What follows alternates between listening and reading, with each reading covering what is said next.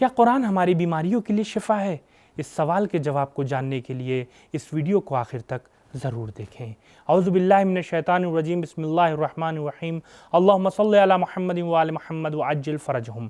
ناظرین محترم، السلام علیکم۔ تفسیر کے اس پروگرام میں ہم آپ کو خوش آمدید کہتے ہیں۔ ناظرین، ہم امید کرتے ہیں کہ تفسیر کی یہ سیریز آپ کے لیے کافی فائدہ مند ثابت ہو رہی ہو۔ اگر آپ کو اس تفسیر کے متعلق کوئی سوال ہو، کوئی کوشچن ہو تو آپ کمنٹ باکس میں پوچھ سکتے ہیں، اور اس پروگرام سے ریلیٹڈ کوئز جو ہر سنڈے کو برگزار ہوتی ہے اس میں آپ خود بھی شرکت کریں اور اپنے دوستوں کو بھی شرکت کرنے کی دعوت دیں۔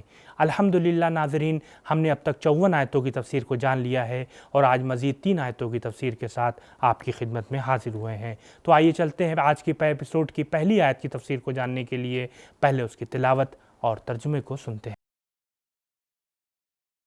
کتاب انزلناه الیک مبارک لیدبروا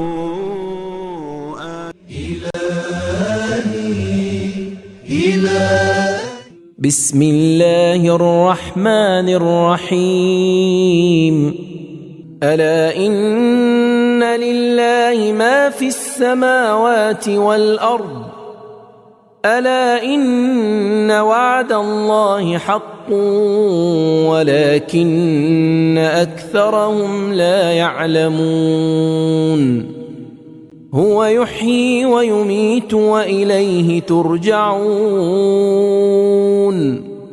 آگاہ رہو، جو کچھ آسمانوں اور زمین میں ہے وہ سب خدا کی ملکیت ہے۔ آگاہ رہو کہ اللہ کا وعدہ حق ہے لیکن ان کی اکثریت نہیں جانتی۔ وہی زندہ کرتا ہے اور موت دیتا ہے، تم اس طرف لوٹائے جاؤ گے۔ اب آئیے دیکھتے ہیں کہ ان آیات سے ہمیں کیا پیغام ملتا ہے۔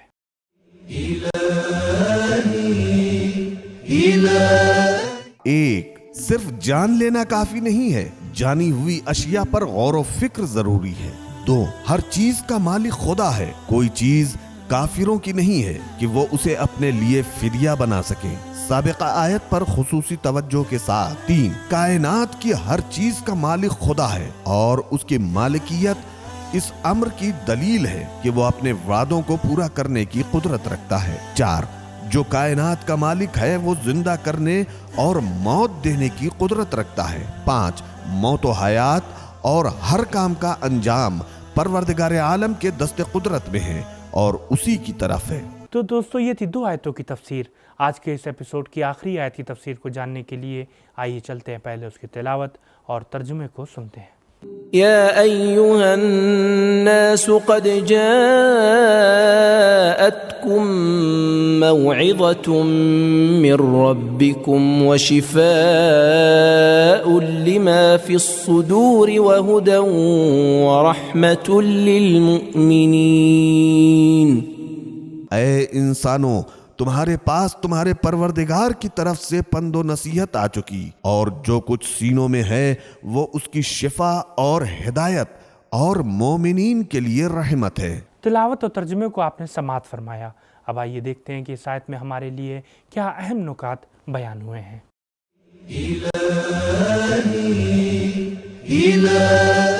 موعظۃ ایسے روک دینے کو کہتے ہیں جس کے ساتھ تنبیہ شامل ہو۔ مفردات راغب وشفاء لما فی الصدور، یعنی قرآن روحانی امراض سے نجات دے کر روح اور قلب کو پاک کرتا ہے۔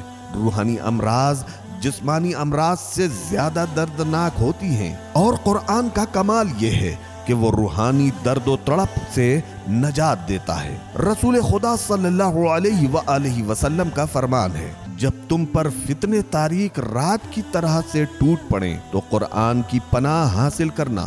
وہ ایسا شفیع ہے جس کی شفاعت قبول کی جائے گی، اور قرآن موعظہ ہے، شفا ہے، نور ہے اور رحمت ہے۔ بحار الانوار جلد نمبر 52 صفحہ 17۔ امام جعفر صادق علیہ السلام کا فرمان ہے، یعنی قرآن تمام روحانی امراض اور تمام شبہات سے شفا بخشتا ہے۔ تفسیر نور الثقلین۔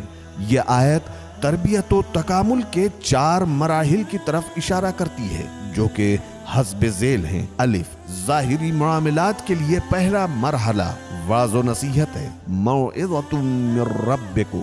ب، دوسرا مرحلہ روح کو برائیوں سے پاک کرنے کا ہے، شفاء لما فی الصدور۔ جیم، تیسرا مرحلہ منزل کی طرف سفر کرنے کا ہے، ہدن۔ دال، چوتھا مرحلہ رحمت الہی کو حاصل کرنے کا ہے، رحمت للمؤمنین۔ ناظرین، اب آئیے اس آیت کے پیغامات کو بھی جان لیتے ہیں۔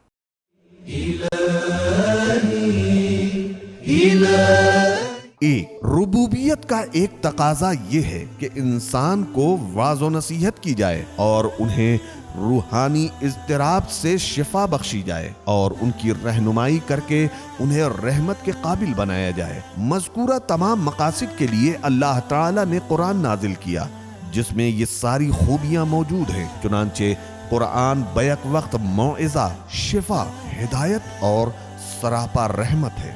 2، قرآن ہر درد کی شفا ہے۔ ہمیں چاہیے کہ اپنے ہر درد کی دوا قرآن سے تلاش کریں، نہ کہ مشرق و مغرب میں ان کا حل ڈھونڈیں۔ 3، قرآن تمام انسانوں کے لیے موعظہ ہے جبکہ وہ صرف اہل ایمان کے لیے شفا، ہدایت اور رحمت ہے۔ تو دوستو، یہ تھا ہمارا آج کا پروگرام۔ انشاءاللہ کل پھر ملاقات ہوگی کچھ نئی آیتوں کی تفسیر کے ساتھ۔